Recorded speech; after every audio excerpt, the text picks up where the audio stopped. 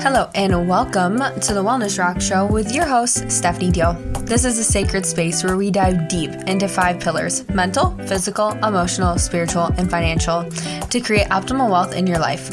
In each episode, I will be your faith-filled friend guiding you on a transformative journey towards a godly and vibrant life. Whether you're seeking peace within spiritual leadership, inspiration for your wellness journey, or practical strategies for a successful lifestyle, Stephanie and the Wellness Rock are here to nurture every facet of your existence. Join us as we embark on a sacred quest to align the body, mind, and spirit in harmony with God's design.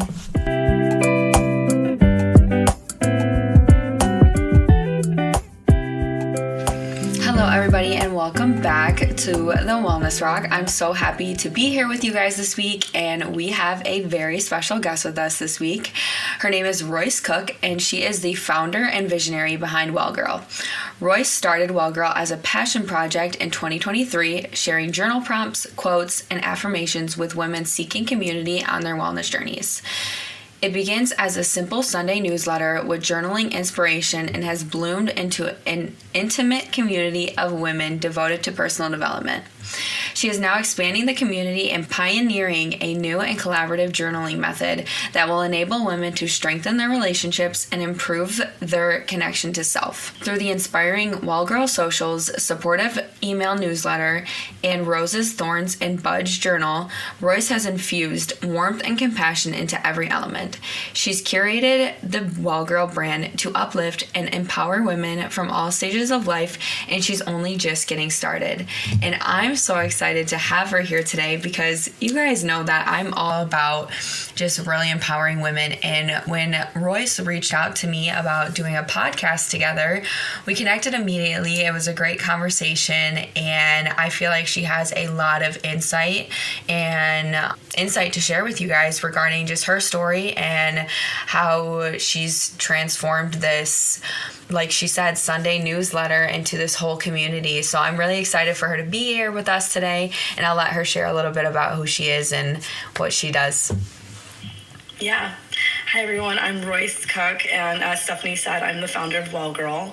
And yeah, Wellgrl started as a Sunday newsletter. It started as a solution for me because I had just graduated with my master's and I felt very burnt out from school and wanted to restart my own wellness journey. So I, started going to the gym, started working out, eating right. And then I also started journaling again. It was something that I did in the past, but I wasn't very consistent with it. And so last year I wanted to be very intentional about that. I wanted to make sure that I was pausing and reflecting in my day, all the things that happened. And it was a really beautiful relationship that I started with myself to take that time each day to document all that happened, my feelings, and really be able to process my emotions that way. Yeah, no, and I feel like that's so important when journaling. Like, it's so important to journal because we have to take a step back and kind of reflect sometimes, whether that be like a full-blown hour-long session of journaling, which is like to the extent, or whether it be 5 minutes before bed or 5 minutes when you wake up in the morning, just to kind of reset your mind. I feel like it's such a great way to step out of yourself and be creative in a sense, or even just talk about the weather, whatever it may be. I feel like it's really important. So I'm excited for us to get into it. But before we get into it, we always like to do a little icebreaker question. So if you could be any animal, what would you be? I would be a dolphin. Yeah. Because they're highly intelligent. Okay. They're great with problem solving, and they have this advanced communication and self-awareness. And I just feel like I relate a lot to that. And dolphins are cute. So, yeah. Agreed. That's awesome. Yeah, I love that answer.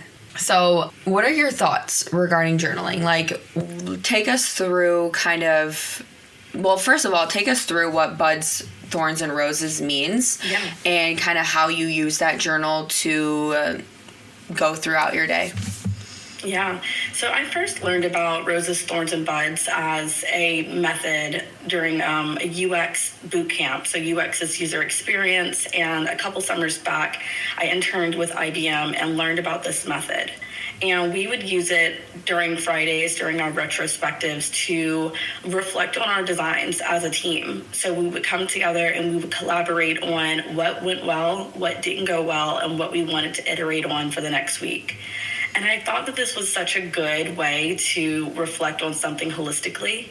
And I love the fact that even the quiet team members were able to voice their opinions. So it really gave, a voice to the voiceless. People that were a little shy to speak up felt really empowered with this method. Yeah. And so I learned more about it and learned that it, was adapted by the Boy Scouts of America, and that they would go out in the field and they would come back and document all the things that they learned. So their roses were their achievements, high points.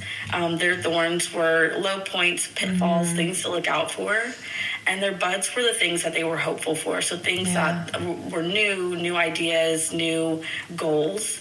And coming back to share this with their collective created this knowledge sharing in this forum for them to really feel related and, supported and show empathy for others, because they could connect and find similarities within their experiences. Yeah. So I love the method so much, thought it would be a great idea for a journal, a physical journal.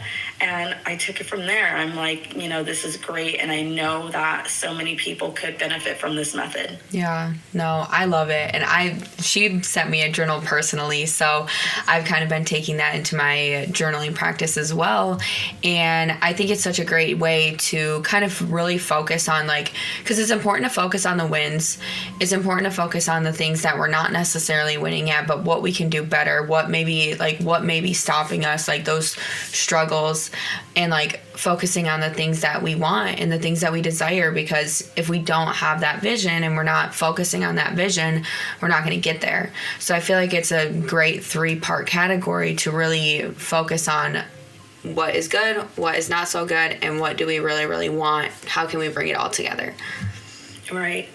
And I think too, with journaling, some might think that, okay, I'm journaling to document the negative emotions, but you can also journal when you're happy. Right. You can also journal to document those good and successes and those wins. Yeah. And this allows you to really practice that gratitude, right? We know that gratitude journaling has so many benefits, and to just flood your mind with positive thoughts benefits you so much, because, naturally we're gravitating to the negativity and we're biased towards that negativity, and it's easier for us to kind of get sucked into negative thought patterns.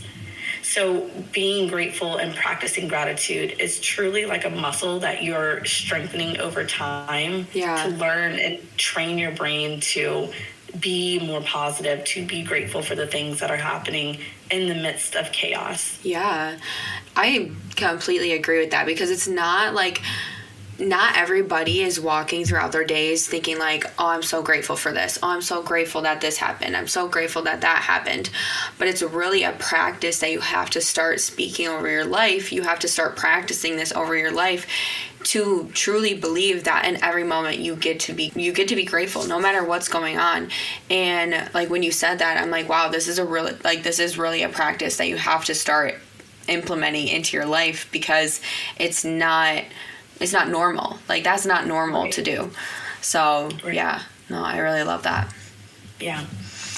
Awesome. So what do you think are some stereotypes that people have towards journaling, and how can people kind of break out of those stereotypes and realize that stereotypes are just stereotypes, so we can move past those stereotypes and they can start implementing journaling into their lives as well? Right. So with journaling, it goes back to writing, and I think a lot of people have some bad experiences with writing, maybe in school, you wrote a paper and the red ink, and you probably got marks off on your paper for bad writing. But with journaling, there's no wrong way to do it. It's not being graded. It's truly a way for you to just express yourself. And so some of those barriers are, self-judgment. Can I actually do this? Am I a writer? Can I truly write? lack of time, right? It's like, where can I fit this in my life? And I struggle with that too. It's, our lives are so busy. It's, when do I have time to pause and actually reflect on my emotions? Right. Uncertainty and the fear of emotions. If I write these things down, what is that going to bring up? Am I truly ready to face what I'm going through? Yeah. And then there's just feeling of overwhelm. Like, again, there's a lot of emotions that get pulled up in journaling. And so sometimes that can feel really overwhelming, especially if you're going through a hard time. To write it down makes it feel very real and solid. Absolutely. And it takes that level of bravery and that honesty to come to the page and be honest with yourself and really talk about what's going on. Yeah. Yeah. No, I feel like within that, it's so important though, because in order for us to get through anything, in order for us to move past anything, in order for us to truly step into the person that we want to be, we have to focus and face those fears and those that uncertainty and everything that we're going through head on, or else we're not going to get to that point where we can fully embrace who we are meant to be and fully embrace the life that God has designed us to live. So I feel like journaling is such a great way to do that within yourself, because it's not like you have to share this with anybody. It's not like you have to share your journaling with anybody. It's between you and your journal and God, honestly. And just like, I pray so much in my journal. Like, it's one of my favorite ways to pray. It's like, because sometimes even in conflict, like, I have a hard time getting my words out sometimes. So like, I'll even write whoever I'm having a conversation with, sometimes I'll write it down and like literally read it, because I'm like, it's better for me to write it down and read it to you rather than just like have all of these things going on in my head and try to explain what I'm trying to say to you. Absolutely. And again, that pausing to process how you're feeling. I love that you said, like, maybe writing down what you want to say. And that's something that my therapist encouraged me to do. Like, if you're having a conflict with somebody and you're not necessarily sure what you want to say or how you want to say it, it benefits you so much to write it down, journal about it, practice it, and then be able to communicate that to the other person. But when you're communicating it, you've taken that time to really process exactly what you want to say. So there's a level of intention there when you have that conversation, that you want it to be effective. You want to find a resolution to the conflict and address it and move past it. But yeah, writing it down gives you that confidence to say, okay, I'm ready for this conversation because I've taken the time to process it. Yeah.